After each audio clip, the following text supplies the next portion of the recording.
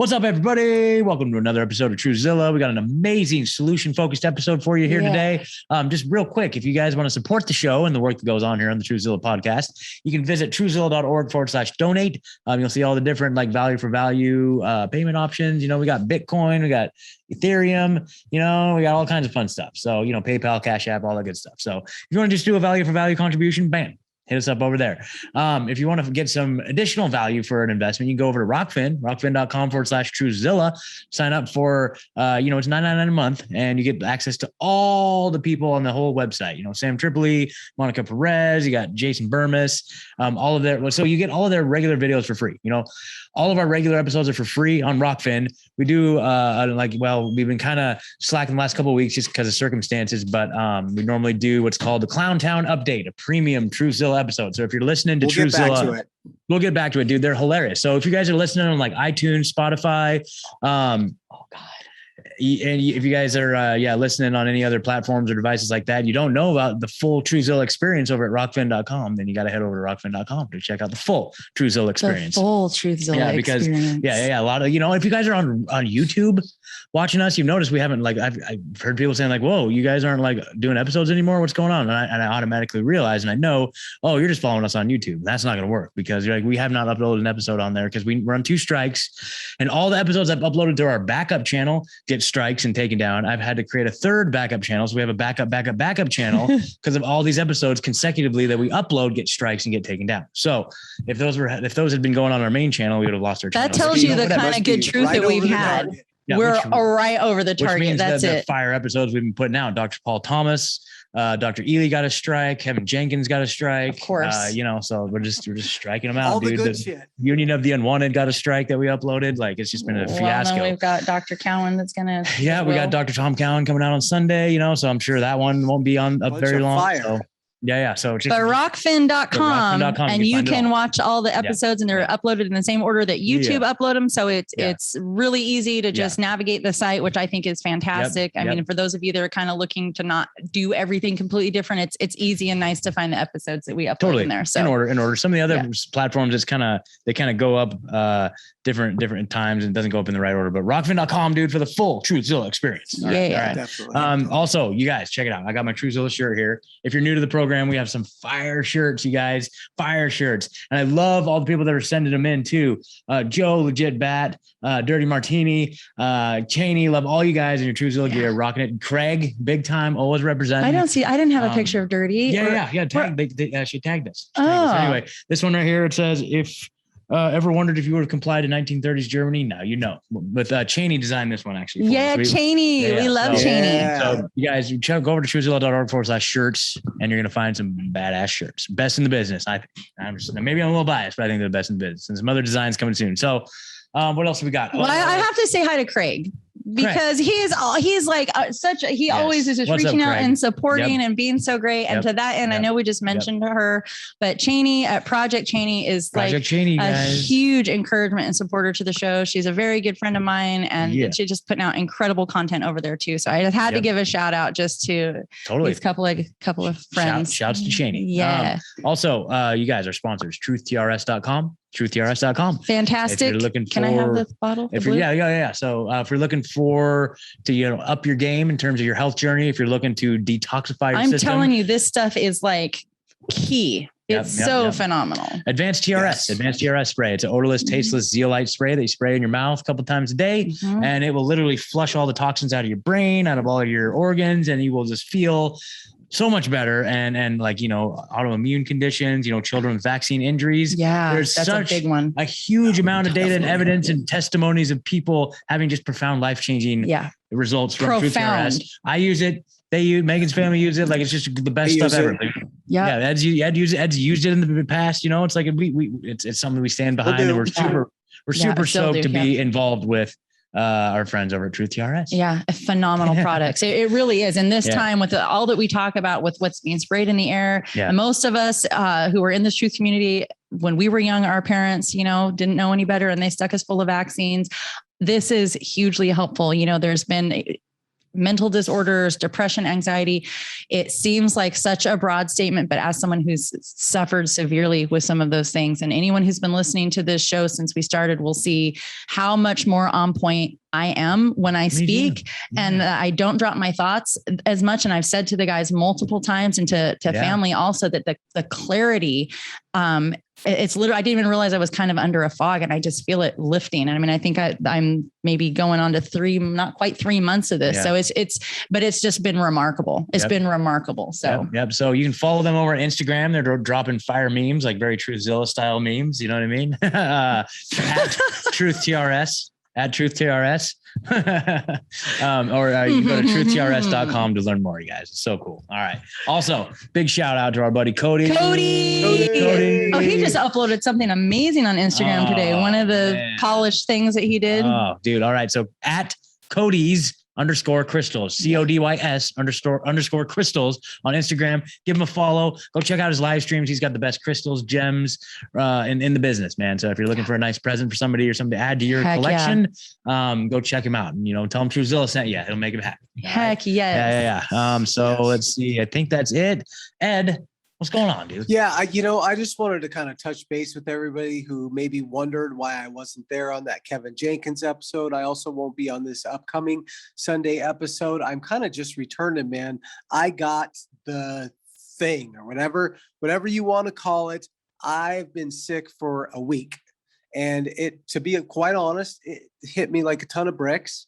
And I'm kind of personally leaning a little bit more towards the bioweapon theory. Now, after having had this thing in me, it didn't feel natural, but I was sick as hell. I'll thank you, Megan, who brought me over a ton of vitamins and things that really did help. We're just kidding. Contact tracers. No. I tried to do things like I reached out to America's Frontline Doctors. I tried to get ivermectin. And I think that because they just kind of announced it on the high wire that you can get it through there, that they're so backed up. I finally got an email over a week later saying like, oh, I'm sorry, we didn't charge your card. And if you'd like to start over. Like basically that's how backed up they are. So, I wasn't able to get at that. I will say I don't know if a moment of weakness is the right way to describe it. A moment of being super sick. I decided in the middle of the night, one night where I'd had a fever raging for so long, and I hadn't eaten in days, and I got a little scared, and I went to the hospital, right? And what I can tell everyone listening is that they can't help you there. They won't help. But I should have known going into it. I just wanted some relief. I wanted to feel a little better. That they can't give you anything. They give you nothing. They send you back home, and then I got kind of stuck in the system a little bit, right? So I'm just for the listeners, don't go that route. Try to go. I got some homeopathic medicine that I think really helped as well. What type of medicine exactly? Do you know? Yeah, you have to. I mean, it was. I'll get back with you and let you guys know. But the thing was, I don't really want to quote me on that, because with homeopaths, you really need to work directly with your own homeopath. That will cater that remedy to you, is my experience with homeopathy. Mm-hmm. So, but I would, if you have a homeopath, I would definitely look at going that route. I would, definitely talk to your naturopaths. Hopefully America's Frontline Doctors will kind of slow down. And I would tell people to start looking into that, because you can get that medicine in advance. So when you do feel sick, you have that ivermectin in your cabinet. So, because they're not giving it to you at the hospital here. They're not. They won't give you anything that will help you. They really won't. And all they do is get you stuck in this system that works against you. And I you know what, we knew that. And like I said, it wasn't a moment of weakness. I needed something at that point, and nothing seemed to be working. But, it was really 3 really bad days. And I would say maybe a couple days that weren't quite as bad. And now I feel like I'm completely on the mend at this point. Yeah. Right. Yeah. So we'll see. I know that this, because like I feel it's like bioweapony, Totally. I could see some of this stuff lingering in my system for a while, which I've heard from other people. So I do think I'm going to work more with the homeopath and with some, I'm going to call another naturopathic doctor I know and like try to do some things to like just get some of this shit out of me. Right. Yeah. Because I want it out. I want it out, man. I don't trust it. I don't trust where it came from. I don't know. And I could be completely wrong. You know, I think like, you know, Megan, your theory that this is, you know, that this is related to these towers and all the shit they're spraying, I think is just as valid. What I will say is it's not natural. It's not natural. Absolutely. Well, make sure you're up on your TRS, dude. No, I'm just kidding. Yeah, certainly. You know, and I think too, when we tend to be pretty healthy, which generally you are, I mean, I think that we can underestimate the fact that even though we're awake to what's going on, we're still understanding the impacts, and we're going to be understanding the impacts for many years. But the having zinc be, you know, stocked up in your system, having the vitamin C, like, you know, I take 10,000 IU of D a day, and I take 6,000 of C, and I take 40 of zinc, you know, I take N-acetylcysteine and, you know, quercetin and all of these things. And it's just my little regimen that I do. But, you know, physiologically, everyone's different, but around the same time that you started to not feel so great, other people in my extended circle, very similar, like, I mean, within hours of each other, you guys were reporting varying degrees of not feeling right. It was literally within 12 hours of when they did that heavy spray, and they continued to spray us for 11 full days. And we all know that went over manifest and everything. They sprayed us again and again and again. And it was during that time that everybody that I know who were affected this round were affected. And I am stocked up on all of these different things and have been pretty heavily for a few months now.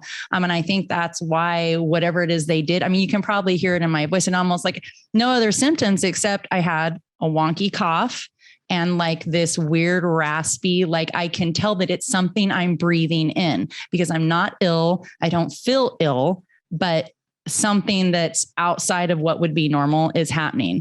And you can almost at this point watch, I mean, the whole, you know, like what Matt Landman was saying about during the heat of COVID last year, when we had all these spikes and, you know, these big cities like New York and California, it was during the time that his Faraday bags weren't working, you know, and that kind of points to the fact that they were turning up those 5G towers, that they were fooling around with these Gwen towers, which are meant to be biological weapons. And so I don't think it's past any of us, but anyone who's, you know, I know we've all come across people that, you know somebody that quote had whatever this is, but this isn't something that just is as cut and dried as what they would say. And it's a lot easier to get the population to believe they're under some sort of pandemic when they're attacking us with biological weapons and spraying us with toxic chemicals that rain down on all of us for us to breathe in. It's just no wonder that we're all experiencing some form of something that's kind of fucky right now. So totally. Yeah. Right on. Well, I'm glad you're back. I just need to get it off my chest, let you guys know. And the main message is the Western medical system will not help you. And I've said that before, but I learned it firsthand in this situation. So find other routes, be prepared in advance is my best recommendation, because I don't think what they're doing to people that they're done with us, right? They are working very hard right now to push this narrative that it is the unvaccinated's fault. We knew it was coming to this, but it sure came quick. Yep. And I think we all have our red alerts up for if they're pushing this during EUA, what it's going to look like in 2023 when it's FDA. So I guess FDA in a couple of weeks, dude. Real? How? They're going to approve in a few weeks, I bet, September. They can't. I thought we were EUA until 2023. Well, no, they don't give any shit. They're not supposed to, but I could see Scott being right. But yeah. Everything else, every other thing that we have known has gone completely out the window and been, inverted. So they don't care. Whatever. Anyways, well, we're stocking up on food and rice. Yes, we are. All right, guys. All right, Ed, glad you're back. Ed, it's so good to see your face. I'm so glad to see you smiling and feeling better, my friend. Awesome. All right, we love you. I guess we'll see you in the studio, in our regular studio next week. Yeah, you guys enjoy the show. That's right.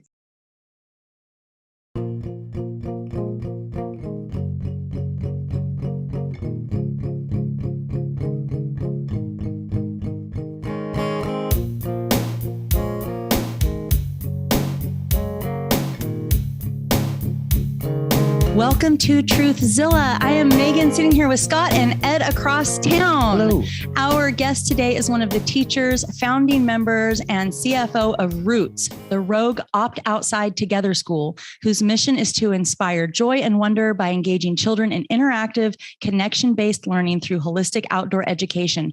Erin, Morton, welcome to the show. Thank you so much. So great to be here. Yeah, this is pretty exciting. So for those of our listeners around the world, so first of all, I love the Roots title of the school. And they, for many of them listening, like they hear the word rogue and it's like, oh, they're going rogue, which in a way you kind of are going rogue, which is great, but you're also in the Rogue Valley, right? So there's kind of a double meaning going on here, but I'm just super excited about this. So we had a mutual friend, former guest on our show, Zoe, one of the medical insiders, kind of put us in contact, and she said, you've got to talk to Erin because they're doing some amazing things in Southern Oregon. I just really, we're all about solutions. We spend a lot of time also talking about the problems, but we're pretty boots on the ground trying to figure out solutions to all of this, whether it's Freedom Cells, we've got a little Freedom Cells community, just finding alternative economies and means of exchange. And, I know a lot of people in our communities are like finding out that, their jobs may not be there very much longer because of some of these mandates and policies and stuff like that, that people, it's just like, okay, we had our lines in the sand and now those lines are starting to be crossed. So now we need to adjust and make more decisions. And so I just am so inspired by what I've gathered from your story, because it sounds like, maybe your lines had been crossed and you guys actually did something about it. So hopefully we can start off, maybe tell us a little bit about yourself and your journey, kind of what led you to this, and then we'll get into what Roots is itself. Definitely. Well, can I first off by saying thank you so much for having me. I've been listening to the podcast and it's so great. And I love hearing truth be spewed across the waves. So just thank you. All three of you are amazing. Of course. Thank you.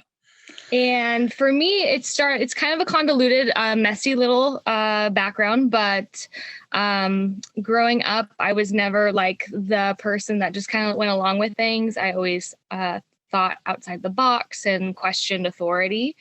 I thank my parents for that. Mm-hmm. And so I became an educator because I love children and got into public education, even though my heart was definitely in outdoor education. I just kind of fell into my job and really loved it. And just was seeing what is going on in the public schools for the last 7 years that I was there. And then this last year and a half was really eye-opening. And I too am a part of a Freedom Cell down here in Southern Oregon in the Rogue Valley. Awesome. Yeah. So just being educating myself about everything that's going on and seeing what I was seeing in public schools. And then I'm also a mother, and he is 5 and he's amazing and he's going to start kindergarten. And I was like, oh no, he's not in public schools. Yep. I'm in the same boat.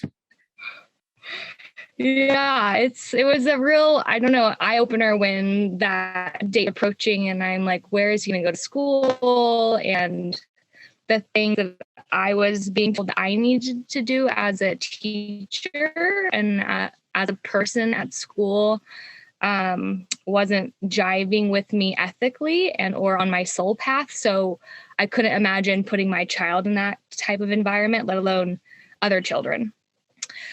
So it really started probably about a year ago for me, and I started doing workshops for my Freedom Cell, and I was teaching them about permaculture and like chainsaw maintenance, and we were just doing all sorts of like little workshops to better ourselves and grow and learn, and it just wasn't enough. And then I was like, I have a higher calling. So I reached out to a local preschool down here called Earthwise, and they're an outdoor-based preschool. And I just said, I was just like, by the glory of God, I just sent an email and said, hey, I want to start my own school. I want to leave public education. Can you help me? And she was like, oh my gosh, you need to get in contact with Sierra Dawn and Miley DeVento. And I was like, who are these wonderful people? And so I got in contact with them. We met in April of this year for the first time ever. And we started we just hit the ground running. And now we have this grassroots school that we're starting September 13th. And it's a K-6 school, and everything is coming together, and the universe is really aligning our path. And we just know we're on our right journey, because things are falling into place that shouldn't normally fall into place. It's been hard work, but I know that I'm on the right path because the universe is telling me I'm on the right path. Sounds 100% to me like you are. Sounds like you're a new world leader. That's what I hear. Yeah.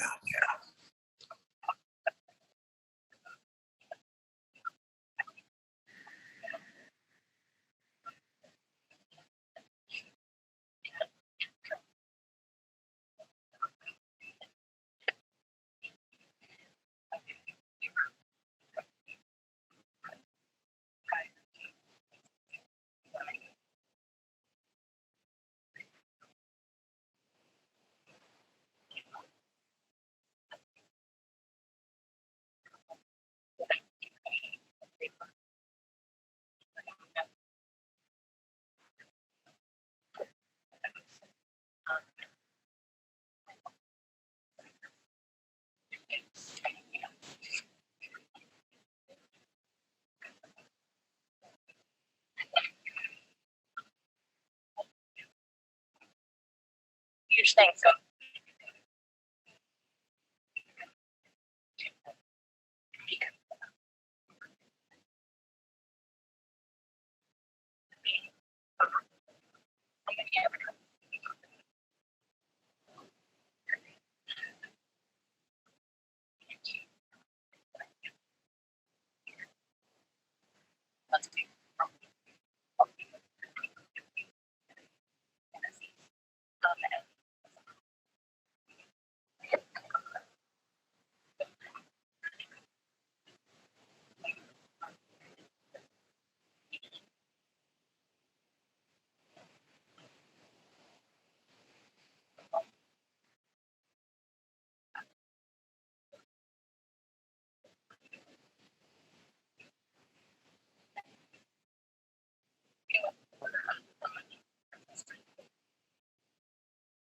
Children.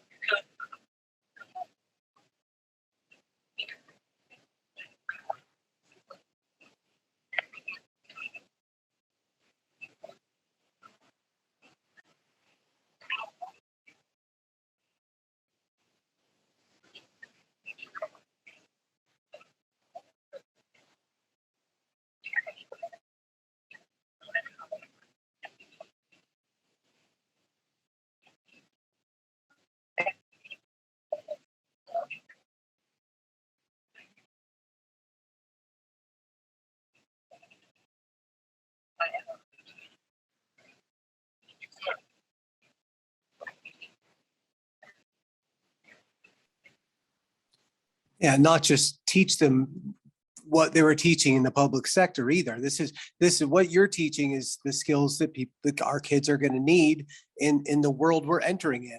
And I mean, I think we're at this critical point right now where, where all these jobs are mandating this vaccine, and we're separating right now. Society is literally separating into the people who are going to follow along and be the sheep for the masses here. And there's going to be us who are going to start the new world. I truly believe that we're going to create the new world, and it's going to take teachers. It's going to take all of us, right? Where we all have a skill where we can bring to the table for this new world. And I think, but the children are the most important aspect of it. And I know I have a daughter that's supposed to go into kindergarten this year as well, right? And it looked like in Springfield they were going to not have a mask mandate, and then within 24 hours they made like the statewide mask mandate. So so that isn't an option. But at the same time, we've always questioned what they're teaching kids in school right now isn't really acceptable anyways.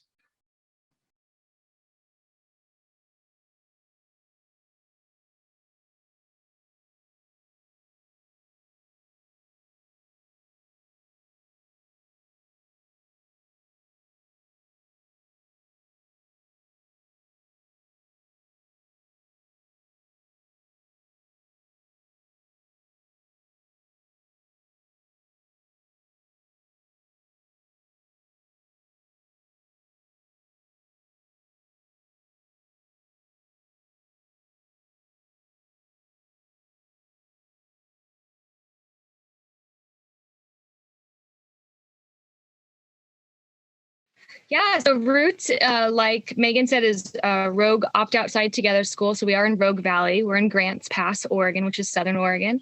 And we are an outdoor education school where we are going to do academics. So the kids are going to learn, their language arts and writing and math and everything. But we're also mostly focused on outdoor education, like land stewardship, place-based learning, water ecology, and just earth-based trauma-informed school. So there's numerous studies out there that recognize the healing qualities of nature, not only for children, but for people too. I mean, mentally, physically, socially, like green spaces and forests have been touted with numerous scientific research that just decreases anxiety and increases social connectedness with each other and the earth. And so we are going to take the kids outside. We have 375 acres that we're going to lease out in Southern Oregon, and it has 2 streams on it. It has meadows and forests and different diverse topography. And we have a couple of structures. We have a sky lodge, so that it's this huge, I don't know if you've ever seen a sky lodge, but it's just a giant open air cover system with a big fireplace in the middle, so we can keep the kids dry and warm when we need to, when it's inclement weather. And we have 4 classes right now. We're going to do a kindergarten standalone because, wow, that class is almost at capacity. It's amazing that like all these families that are deciding a different path, it's a lot of those new incoming kids into school. So our capacity for a class is 15 kids max and 10 kids minimum. So very intimate classes, very small. So we'll have a kindergarten standalone class, a 1-2 blend, a 3-4 blend, and a 5-6 blend for our first pilot year. Of course, we want to grow and incorporate middle school and high school in the coming years, but we got to pick and choose what we can do. The 3 co-founders and I our hearts are really with the littles right now, and then we want to expand it to the higher grades if we can next year. Yeah. And oh yeah. Oh, I was just gonna say, I mean, that's such an awesome thing too. Like when you sent me some literature and I was reading through it, and I just am so impressed. Like this, you guys are just getting off the ground. Like this is the 2021, 2022 school year. Like you guys are about to embark on this journey. Like that's so amazing. I'm so excited for you. Like this is a powerful thing. This is a movement. Like this is something that hopefully will inspire others as well. You guys are really launching into something that I feel like as the majority, from what I believe, the majority of the people out there are looking for this sort of stuff. And I think that, we go back and forth debating whether or not this battle can be won in the courts, whether it can be like, if there's anything salvageable left from this old system. And so like, if we're just breaking away and creating our own institutions, I believe that that's to the extent that they will let us, that is the solution, Yeah. So absolutely. It's just so inspiring. I know Ed and I are both wishing we were closer to Rogue Valley. Am I right? I was feeling 100%. 100%. Yeah. I'm thinking like, could I get there quick enough to join, right? To get my daughter in?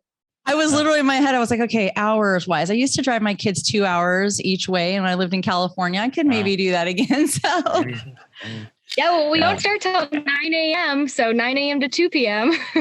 There you go. Let's see, man, I have a lot of questions. So let's see. One of the things that really stood out too, and some of the things you sent me was, so tell us about like the cost per child versus in your curriculum versus like a public education cost. Right. Definitely. Thank you for bringing that up. So because we strongly believe in going outside of the system and doing what we want to do and free breathing and teaching what we think is right and true for children right now and what they need for the future. We are not government funded. We will not take any government assistance. We are not a charter school because if you're a charter school, you get government funding as well. So technically we're a nonprofit private school. We are we have a 501c3. So like all of that good stuff. But because of that, we are this year a tuition-based model.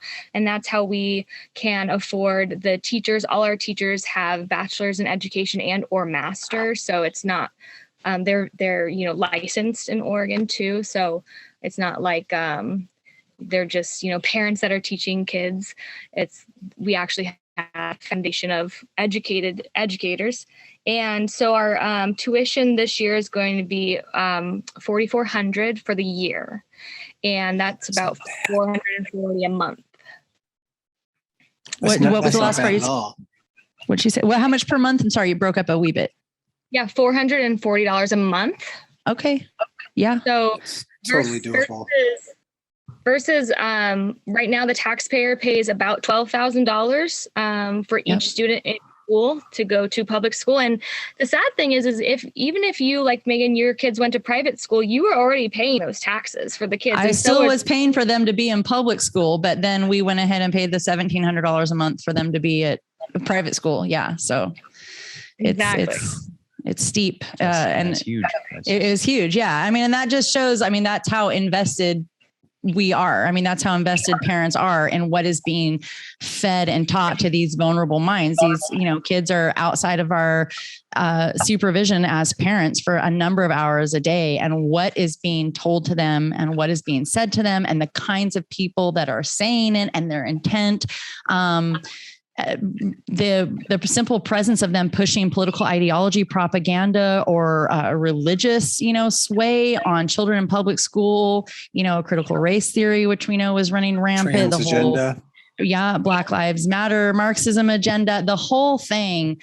It's just completely corrupted even further our children from anything that was their organic humanity and all the things that they were meant to do, which is to be at their parents' side for as long as possible, as many years as possible, to learn those mannerisms and the way that their parents interact with other humans and how we have manners and the way that we do normal life. And then we have people who are gifted in these other areas that come in and they hopefully do take them. That should have been, and it was the model at some point, out into nature and learning things that were functional. Most of us that are breaking away to the new world aren't planning and expecting and telling our kids, well, you're going to go to college to be a doctor. Oh, you're going to go be like, well, this are the conversation I had with, now my oldest son will be 22 tomorrow. And the conversations that I had with him and the life that I knew to teach him and to work for is obliterated for the children that I have now that are still becoming adults. And so what I need for them to learn is about water management and about, animal husbandry. And they need them to learn about how to properly grow food better than I can teach them in my backyard. And they do need to learn how to write appropriately and be able to document things and all of that. They need to have the reading, writing, and arithmetic, but then they need to have all of the rest that help them to be successful humans in the world. And that doesn't include sending them off to some college of indoctrination for them to be, $200,000 in debt after having taken all the jabs that they needed to in order to attend anyway. So you know what I mean? Like the whole thing that we're doing is a whole separate model than anything that we knew till now. Or at least that's what we're all trying to do. Quick correction, though. Kate Brown said that they don't need to have math or writing skills to graduate. That's it. That's right, Ed. Thank you. Just today, actually. Did you hear about that, Erin? Have you seen that? I didn't see that one. I heard about the indoor masks for Oregon and all places. I heard that. No, she just now eliminated the requirement for any student to pass math or reading comprehension or any of that in order to graduate high school. Oh yeah, for 5 years, right? For 5 years. Yeah, she's a gem. Well, I'll tell you though, it helps to keep the kids that are being indoctrinated and asleep all the further asleep, because the more they withhold critical thinking from them, the more they withhold the ability to, you have it? Go ahead. I have it here. Okay. So this is the Oregonian. Right? Oregonian. Well, no, check it out though. This is the Oregonian. To their credit, Governor Kate Brown signed a law to. We're not giving them any credit. We're not giving them any credit. Okay, sorry. Absolutely not giving them any credit. I'm going to go buy two. No, I'm not going to buy two issues. I was going to say I'm going to buy two issues and burn them after this. Just for saying that, but I'm not going to buy them. Okay. So here we go. Anyway, Governor Kate Brown signed a law to allow Oregon students to graduate without proving they can write or do math. She doesn't want to talk about it. That's the headline. that's the Oregonian headline. So, I mean, I don't know. I don't want to talk. For the next 5 years, an Oregon high school diploma will be no guarantee that the student who earned it can read, write, or do math at a high school level. There you go. So yes. So yeah. Oh my gosh. Wow.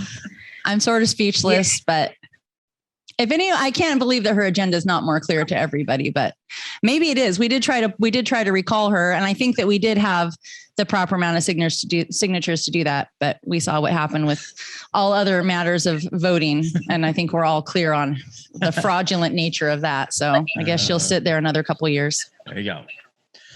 Yeah. And that's what we're trying to do. Like, I don't know. I tried to fight the system from the inside, and I fought it for a year, and I was just, it's a broken system. And so that's why I had to leave and start something new, get out while you can. And I don't want to be in that environment. I don't want kids in that environment. I don't want my kid in that environment. So I get to go out every day now, 375 acres of green space, and teach littles how to be kind to each other and smile and teamwork. And we're going to use rocks to count and Hey. Yeah, that's incredible. That's what we do. We build our own better. I truly believe that's going to be the only way going forward. I don't think we're going to win this through the courts. It's my own personal opinion, and I will support anyone fighting it on every front. But yes. I believe that seriously, what will happen in the end is we create our own better. That's it. Yes, absolutely. Yeah, man, you're doing it, Erin. That's so amazing. So I guess I got so many questions here. So what would a day in the life for a child be like at Root School? Yeah, thanks for asking. So we actually just had our open house yesterday. So we got to take the kids and the families out there to the property, and we just answered that question. And we really feel strongly about bringing all grades and all ages of kids together. So in the very beginning of the day, we're going to all start under the Sky Lodge with like an open ceremony, make observations about the day, about the weather, set intentions for the day as a whole group. So K through 6th grade. And then we'll break off into our classes, and the kids will go off, and we're going to do academics in the morning, but we are a project-based school. So I'm not sure if you're familiar with what that is, but you basically take a project and you incorporate everything, every subject around it. So it's not like I say tricking the students to like be learning, but they're engaged when they're doing project-based learning. So they learn better that way. They retain information better that when I, sorry to interrupt you, but when my older kids were much younger in California, they had hands-on learning school, because they were saying, like in visual learning, like instead of just being talked at, I remember their stools, even they had like stools that looked like T's. So the kids could like sway and move on them as they were doing write assignments, because they needed to be busy. And they had like a whole, ideology that when, if they were 15 minutes into these project-based things and kids were losing focus, they just went outside and played. They went outside and played. They went outside and, did, I don't know, like PE early, or did all different kind of ball activities or whatever. But then everything they did was so accelerated because they were able to focus, because they were teaching children in the way that children learn, which is, it sounds like what you guys are going to do. So I'm familiar with having the project that incorporates your reading assignment, you can incorporate math in there. Often you can incorporate science, or, what am I thinking of? I keep wanting to say sociology. What am I thinking? Social studies. But all of that, you can incorporate it into the one project, and then the kids are learning all these things. It's like you say, you're kind of tricking them, but you're not really tricking them. You're just doing it in such a better way. Mm-hmm. Right. Yeah. It's taking what we learned, in school and how kids learn, and actually doing it, instead of learning how kids learn and then not doing it, and actually doing the opposite and just lecturing to them and giving them worksheets, which don't grow dendrites. And so it's, so we're going to do a bunch of project-based learning. And then, like you said, we'll explore the area. A lot of our projects will be land-based and place-based. So learning about our local ecology and native plants, and just the different rocks that are here and why they're here, and different people that came before us. So we're going to learn about all of that. And then we'll come back together as a school for lunchtime under that Sky Lodge again. And then we'll break out and we'll do some like exploration. So we'll do some hikes and some exploration of the creeks. And so we can explore and observe, and so more of a science based in the afternoon, and then we'll come back together and do a closing ceremony under the Sky Lodge again, talk about what we've learned. We're gonna the kids are gonna do portfolios as their assessments, so formative assessments as time goes on, and they're gonna get to build this portfolio, and then we're gonna bring the community and their families into the school so they can give presentations about what they've learned and what path they chose to delve deep into. But it's gonna be really exciting. I'm just super, like, I feel blessed that we're doing this, and we will incorporate music and art and storytelling and just, getting back to our roots. Well, roots, right? Yes. Just Awesome. It's amazing. So actually I want to kind of pause right here. Like normally we do like a lot of like plugs and stuff at the end, and we'll definitely give folks, resources on how to, follow up and learn more. But I know you guys have a GoFundMe also, so I figured like right now would be a great place to throw that in there because, folks out there, if you're listening to this, no matter where you're at in the world, if this is exciting to you, like if this is invigorating to you, like maybe you could go financially support just like a $5, $10, whatever donation, whatever you're comfortable, because if this is a successful program, then we all succeed.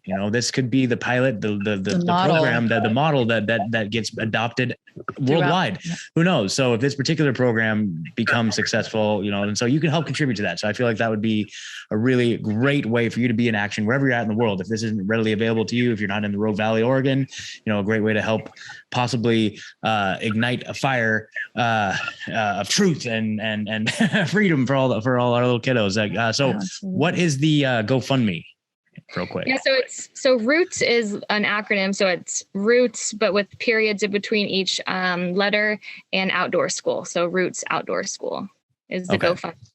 Yeah, okay, cool. All of we've been doing, we just did a fundraiser this weekend here in Grants Pass, and we've written probably 5 grants already.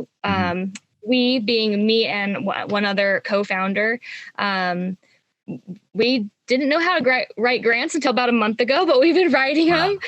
And so all of that money that we're making for in those things, the fundraiser and the grant, it's all going to tuition and scholarships. That's so amazing. we want this school to be accessible to everybody, not based on socioeconomic status. So we really feel passionate about trying to raise enough funds to get every single family, every single kid that wants to go to the school can go to it, even if they can't financially afford it. Yeah. And it's really amazing. It's very, very cut and dry, very, very, at this point, I saw you sent me like your guys' budget, and it's literally, here's our budget. Here's what we expect to bring in tuition. And it's like, that's what's going to cover it, is literally the tuition, and so you guys are just riding on the investment that people invest in this as parents, and it's just so cool, and I saw there was some wish list items, and which are great. So we're going to hopefully we'll move towards doing that. And as this thing continues to grow, man, like I don't know, it feels pretty amazing. So, obviously if you guys have questions along the way, like jump in too, but like, I was curious, like what are some of the, well, obviously I can imagine what some of the responses are from parents, in terms of how excited they are about this. But I was curious if you've heard any feedback in terms of like, have they expressed like fear, like they're probably like, I know a lot of people are just in a state of fear right now, like what uncertainty, fear and uncertainty. Have you heard a lot of that from the parents as well? Like just opting out of the system. I mean, that's a scary thing. Yeah, I feel like for the most part, the response has been very positive.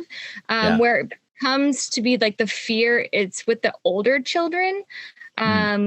They've established those peer relationships, and they, their children want to stay in school, in the school that they have been in all their lives. And so they're getting some pushback from their children to leave that system. Even as broken as it is. We've had some, pushback on masks and like, what are you going to do? What's your COVID protocol? Stuff like that. And we're very open, we're an outdoor school, so we don't need to do that. We don't need to mask our children. It's psychologically damaging anyway, in my opinion. So, yes.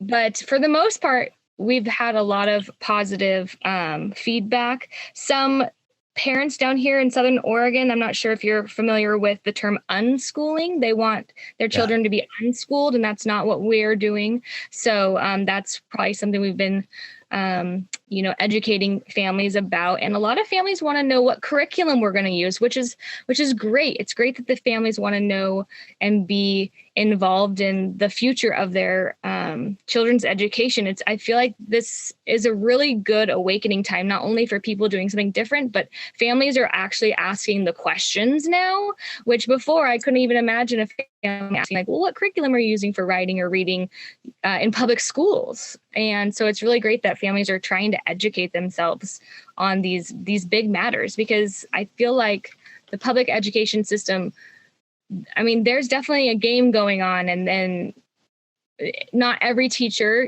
but the whole system, they want to disseparate the families, the parents from the kids, and they want to create that turmoil within the family system so that they can, basically own the child. And that's really disheartening. And so the more kids we can get out of public school now, the better. That's for sure.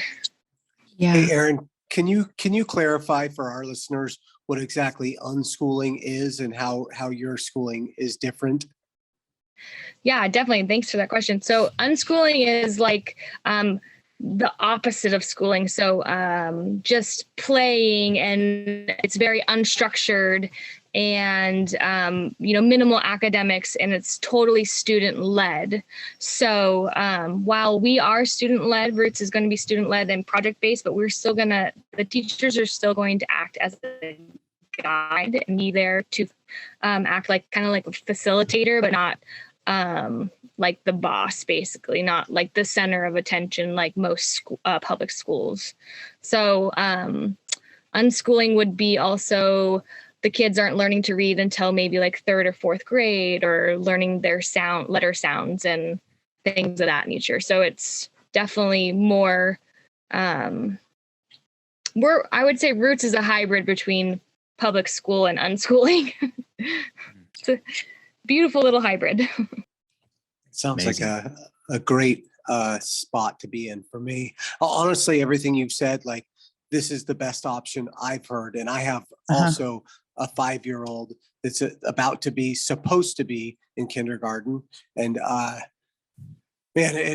honestly, in my head, thinking if I can make that commute or if it's worth it to relocate, right? Like that's going on in my head. Do you know if there's other schools like this or other setups like we're in Lane County, right? Or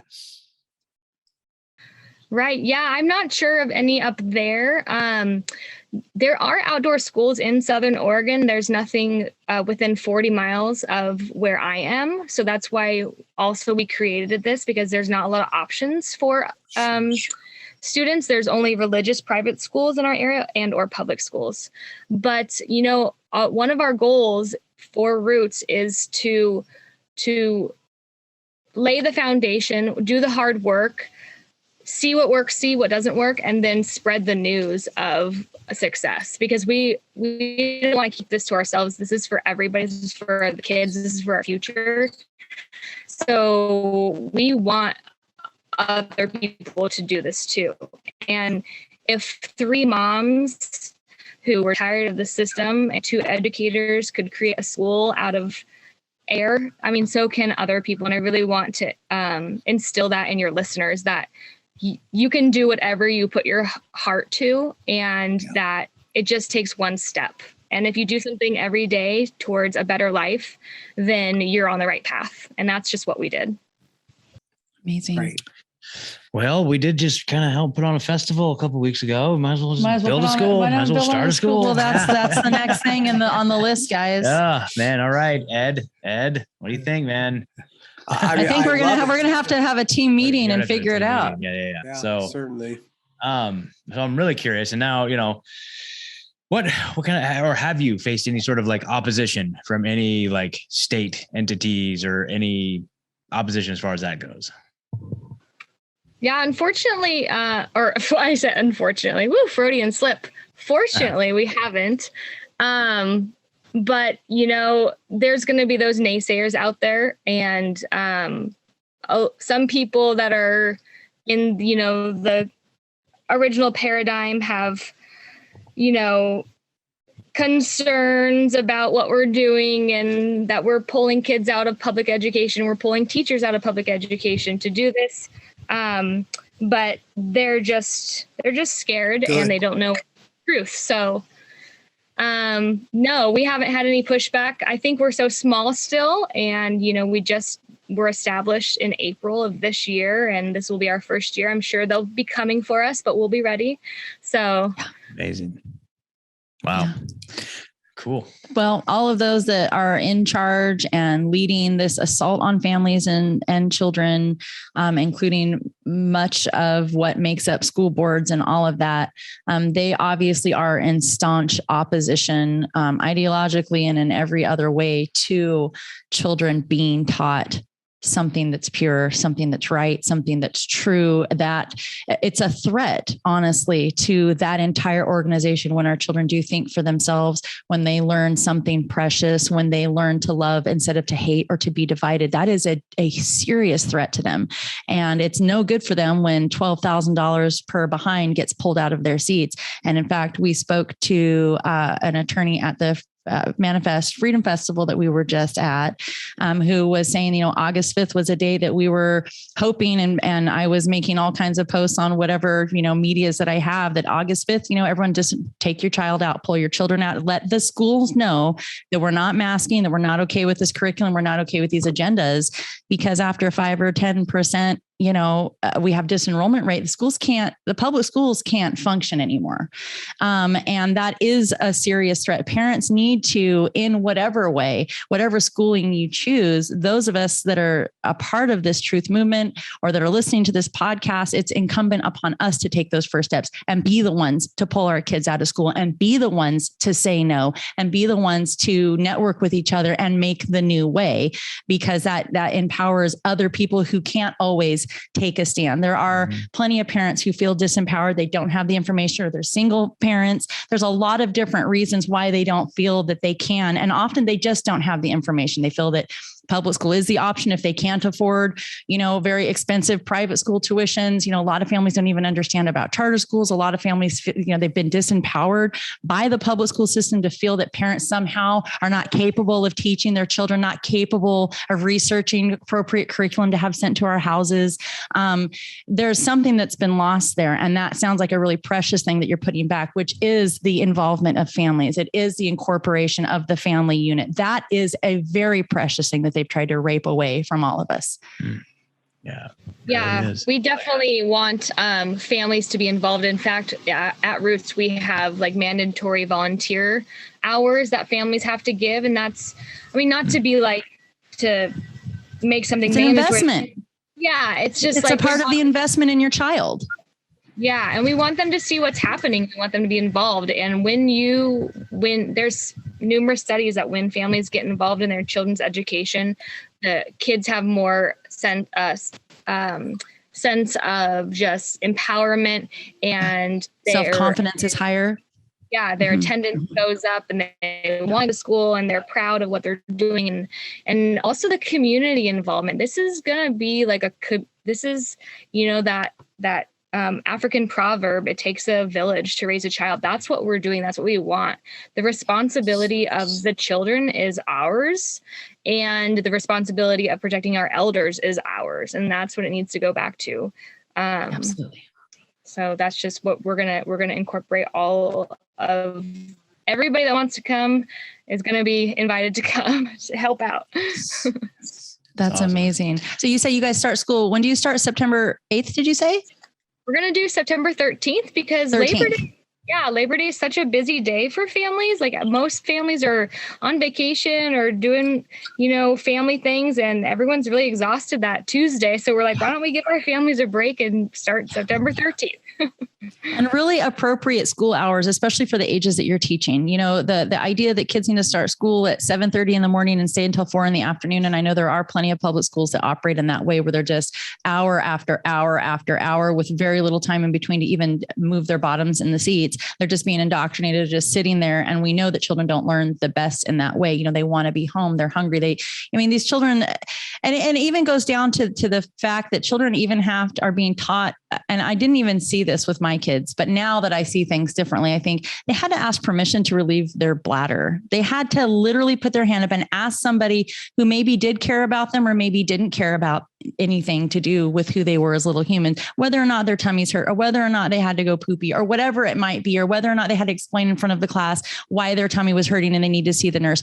The whole idea of what's happening, it's part of the indoctrination. We have to ask permission and to be accepted. Like if I stand up or I speak up, then I'm going to be made a spectacle of. And I've said over and over and over, and I'm sure you understand too, but child psychology of humans in general, we want to be accepted. We want to fit in. We want to belong. And even if it's in horrifying circumstances, the world is very big and scary for me as an adult that understands what's happening around us. I mean, I can't even imagine what it means to be like for children. And they need to be protected from that indoctrination. They need to be protected from that way of life, because those are the parents. You know, there's some parents that maybe listen to this and they're not standing up because they're fearful. But if you don't stand up, nobody will. Because your children are not seeing the example of bravery. They're not seeing somebody that loves them enough to say enough. And that is what is happening throughout these kind of communities, these kind of relationships, these kind of grassroots movements. And it's just beautiful and hopeful for all of us that are moving in a new direction. Super grateful for what you're doing out there. I know Ed and I are like, okay, we're looking to like, as soon as this is over, we're going to figure this out. So well, if you need any help or advice, let me know. I can help you. We absolutely will. On that. Yes. Erin, so if you could speak to the parents, first of all, the parents out there that are maybe looking at the way the world's going, you know, in various different states and various different, degrees of tyranny occurring, what would be the message that you have to parents that are scared, on the fence, and just looking for maybe other solutions? Yeah, I would just say to them that, the power is in their hands. They have a choice where their kid and where their children are going to spend most of their life. I mean, let's face it, like kids are in school most of their life, 6 hours a day, some schools. That's a big chunk of time. And the power is in the parents' hands. And it's a hard choice, but it's a choice that you can make. And parents are the strongest people I know.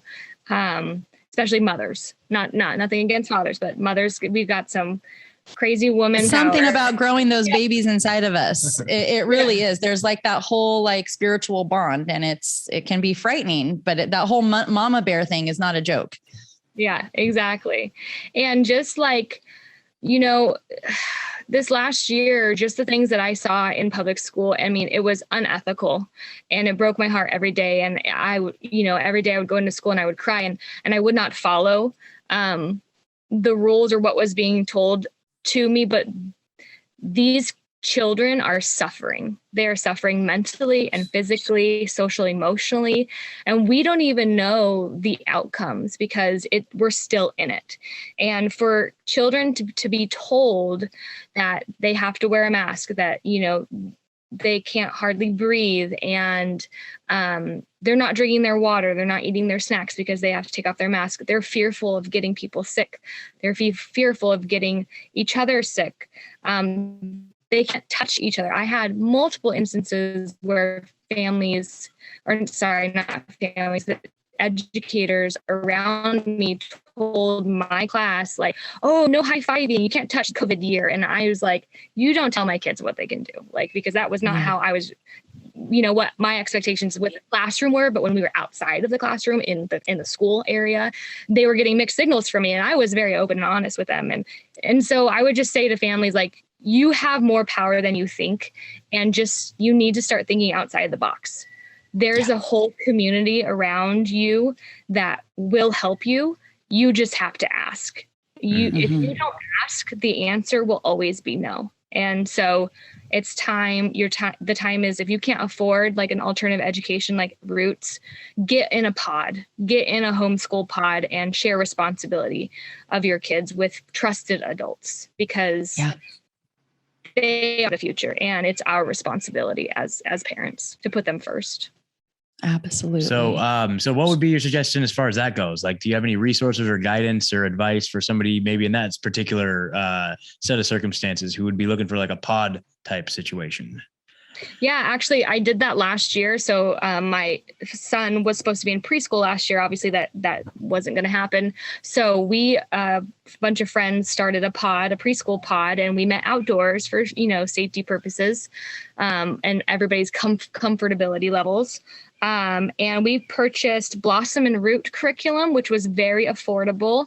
And I believe they're through 4th grade, but there are a lot of different curriculums that homeschooling families use. That's the first one that comes to my mind.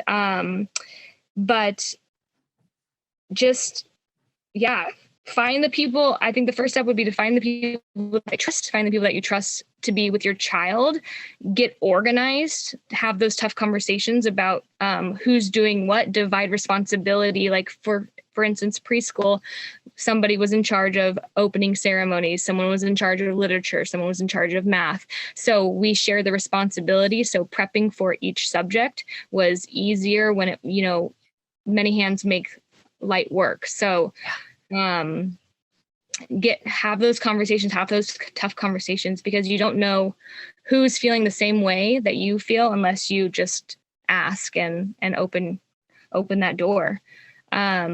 Also, there's a lot of resources down here in Southern Oregon, like Grants Pass homeschoolers, Grants Pass homeschoolers. They do, I know a lot of families are worried about social emotional well-being during this time. So they do a lot of like party meetups, and there's a lot of people that do that too. So, river days and pool days, so that those kids can see each other and interact and have that peer interaction alongside of the academics that are being given at home. And I want to also just encourage families that are listening to this, just from my own experience, I've homeschooled multiple times throughout my different, kid stages of their lives.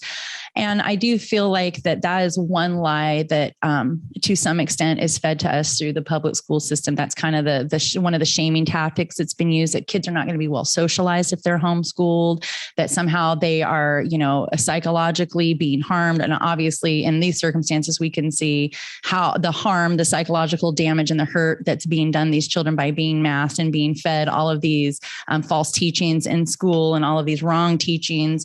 But really, I think that what we need to understand is, first and foremost, we're given the family unit to teach. We're given the family unit to establish all of the things, the love and the community and all of that. That's what they're getting at home, whether they're a single child or they're a child with, multiple siblings. It's crucial as human beings that we interact and that we have community and fellowship with each other, and especially so with our children.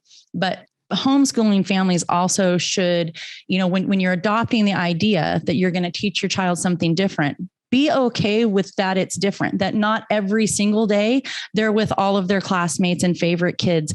This is really a Rockefeller schooling foundation for the way that all ended up in the first place. There's nothing wrong with, like my children were being homeschooled last year. And if we don't figure out a different situation, that's what we're looking at again this year. But we do make sure that we have time, like these other students that I spoke of, families who remove their children from the private school where our kids were, we still get together, like you say, and we do hikes and we do play dates and we do trampoline dates and we do barbecues. We do all of those things, and we don't do it every single day. And yet my kids flourish, yet they thrive. And so I want to encourage the parents out there that feel that that's kind of an inhibitor, because I feel that is a huge shame tactic. At least it has been presented me over the years multiple times. And I just want families to be encouraged that, exactly what you say, that these homeschool school pod type models it is a really, really healthy and functional and psychologically healthy way to school your kids and still have them interact without feeling that, oh, they didn't get the quote unquote public school experience where they sat and couldn't talk to their friend next to them 6 hours a day. You know what I mean? So the dynamic is different and the model looks different, but the outcome is superior. So. Totally amazing. Let's see. So definitely, if this time, at least for me, has really just encouraged me to look at what's most important, and that is family. And it's a good thing that if you're spending a lot of time with your kids, right? It's not a bad thing. Like right. They love you and you love them, and just cherish those times, because before we know it, they're going to be grown up. So I would encourage any parent on the fence with like, can I teach my kid at home? Yeah, you can. Yeah, you can. Yeah, totally. Absolutely. So what we were talking about is the trusted piece, going out and finding trusted members of the community that you could enter into something like this with. And we mentioned freedom cells a little bit earlier. That was kind of the intention, because we helped start our little freedom cell in our area, Eugene area. And part of the intention being like, I remember this whole time I've just been saying like, I don't know where this is going to lead, where we're going to go with it, what's going to become of it. But I feel like the most important thing right now is to build community and build trust within that community. I've already seen like, small groups get together and kind of branch off and do their own thing. And these folks do their own thing that came about from the Freedom Cell. And, it sounds like a lot of like your story too has some ties to that as well. But, another thing that we always say on the show all the time is like, if you're looking for a community, like try Freedom Cells, freedomcells.org. If you go onto that website and there is not a Freedom Cell in your community, start one, because that means there are lots of other people going to that website on their own in your community, and they're seeing that there's no cell in their community, and then they're just walking away, And so it takes that next extra step to starting it. And I feel like what you've done is you've adopted that principle with this. You identified a need in your community, and you actually stepped up and created that need. So now for all the parents or educators who are looking to walk away because they feel like they're the exact same situation that you were in, and they see the writing on the wall, and this is not a sustainable thing long-term, what would be your message to those people who maybe now after this, maybe thinking, wow, maybe this is something that I could do in my community? What would be your message to them? I mean, I guess it's just short and sweet. Like, you can do it. You can do anything you put your mind to. There's nothing special about me, and there's nothing special about our co-founders. We just decided one day we had enough, and that we wanted to be proactive instead of,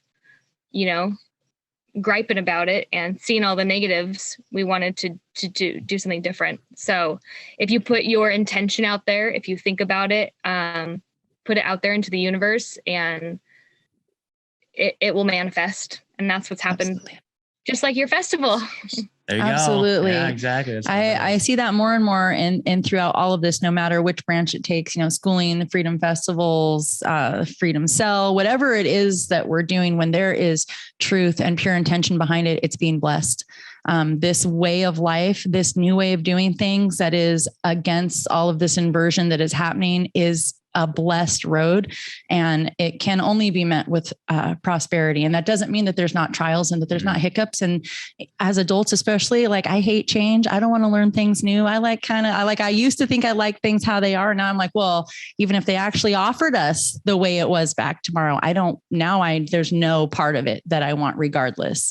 So anyways, this path is a blessed path, and it will be prosperous and continue to grow. And I'm so encouraged by what you guys are doing down there. Yes. It's fantastic. Wow. Pretty amazing. Right on. Erin, do you have any final thoughts, final words for everybody before we wrap it up? Yeah. If there's anybody listening, that's in Southern Oregon and not knowing where their kid's going to go next year for school, we're still open for enrollment. We're going to close enrollment on August 19th. And you can find us at rootsoutdoorschool.com. So that's rootsoutdoorschool.com. And check out, we have our teachers' bios up there, and our philosophy and pedagogy, curriculum statements. They're all on our website. So that's probably the best way to reach us is through that website. And I guess just something that I kept telling myself every day this last couple years. Like if I can do one thing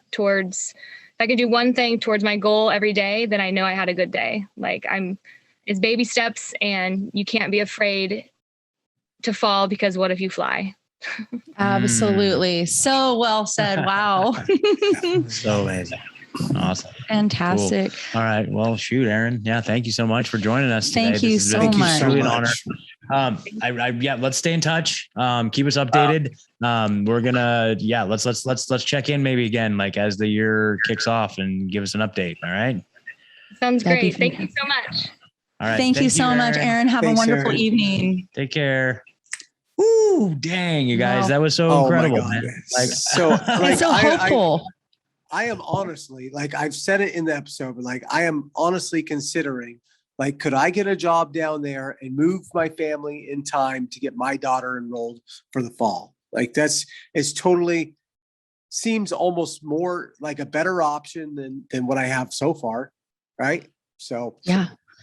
It's really encouraging and really hopeful. And this whole homeschool pod thing, I think we've sort of talked about that a little, like the idea, without knowing the terminology, but we had talked about that. Like, hey, maybe we can find someone through sales. Maybe we can find the Springfield teacher. But I mean, yeah, they're only going through 6th grade, but that's 2 of my kids. And I'm like, I don't know. Like, I almost want to get on maps in a little while and see what the actual driving distance is. You know, I don't know, but it's something for us to talk about. And there's something there's something slightly different about this than pods, in the fact that I could tell with Erin, I would trust her watching my daughter and teaching my daughter. Right. Mm-hmm. And I'm not saying like a pod would be a bad situation, but there is, as a parent, like it's trusting who is going to be with your kid outside of you is a huge deal. That's a huge deal. And I like the idea that, you know, you'll be with 10, 15 other kids. You'll be outside. You guys will be, you know, like everything about what they're doing is exactly what I want my kid to be involved in. Right. Exactly. Like I believe they are teaching kids for the new world. Yeah. It's the old way of teaching is played out at this point, right? Like we need to be teaching kids the skills that you talked about, Megan, how to garden, right? Like the skills that kids are going to need going forward are a different set of skills. Right. They can be herbalists. I mean, that's a big thing. I mean, I've talked about that with you guys after talking with Tara before. Like these are real world skills that are going to be so crucial to this new world that we're building. And we do need the new healers and the new, you know, everything you can imagine, but it's not going to look like the healers that were in the old way of doing things, where it's Rockefeller medicine and we, you know, test and we treat with medicine. We test and we treat with medicine, and that we can blanket that into all these different areas with our kids. The old way of doing it is past us now. And it's that like paradigm is played out. It is. We have seen what it brought us, and we don't want any part of it anymore. Yeah. We want to protect our children from it, because this is more than just, you know, I hear a lot of parents say, well, my kids want to go to school. You know, I wrote a post on something the other day, and I was encouraging people to disenroll their kids on August 5th. And, you know, one of the comments was, but my kids really want to be there with their friends. Like, what do you say to that? And I said, well, what do I say to that is, as a parent, of course, your heart moves for what moves your children. That's absolutely true. But parents are not meant to be weak by emotion. Parents are meant to lead their children with what is right first. We're not their friends. We're their parents. That is what our job is, to make sure that we're protecting them and setting them out on the best possible outcome, not how to placate them today or this year. We're looking at a lifelong success story. And teaching them to have integrity. Yes. Oh, yeah. To live by principles and values, and to do the right thing in the face of tyranny. Opposition. Yes. Absolutely, Ed. So perfectly said. Absolutely. So, well, yeah, we're going to obviously have to talk more about this whole thing with her. So anyways, well, Ed, I'm so glad that you were here this week, and it's so great to see you back. And so glad to be back with you guys. It's so glad to see your faces, and I just love you guys. And love you. Love you too, Ed. Yeah, 100%. Yeah, we're definitely three heads on the same monster, aren't we? Yeah, that was very, very evident to me last week. So we did good though. We did fantastic. I'm not dogging. I'm just saying, because before I've missed and it was just the two of you guys, it's never been just me and somebody else. And you guys have said to me, like, it matters. It matters. It's not the same. Totally. And so I'm like having had experience. Like, yes, we did great. It was the guests were fantastic. But that dynamic of the three of us and the purpose that the three of us are on this path to do is definitely felt when there's the absence of one of us. So I can relate now. Yeah. Anyway. Well, I thank you, but I also do want to give you some props for the Kevin Jenkins episode that I listened to was fire. And you guys were amazing. He was amazing. And I thoroughly enjoyed it. So this one should come out hopefully in the next like 24 hours, maybe. That's my goal. Okay. Especially considering, that they're coming up on their enrollment. Yeah. Okay. And so all the Truthzilla Mind Militia out there, you're going to get one more of just me and Megan that we recorded last week. So and that should look for that one on Sunday. So there you go. All right. Ooh, it's an evergreen. Baby. Yeah. Oh, it's a doozy too. Wow. Yeah. All right, everybody. Well, that was Erin Morton with the Roots Outdoor School. You can find the GoFundMe. It's R.O.P.S Outdoor School. Please, if you can't, go find them. Description. You'll find it in the description. And you can also find them at rootsoutdoorschool.com. Please support them and get plugged in yourselves. Let's see what movement we can make in our own communities, guys. Yep. Until next time, I'm Megan, sitting here with my dear friends, Scott and Ed. We wish all of you intellectual prosperity. Good night. Give us some pews, Ed. Pew, pew, pew, pew.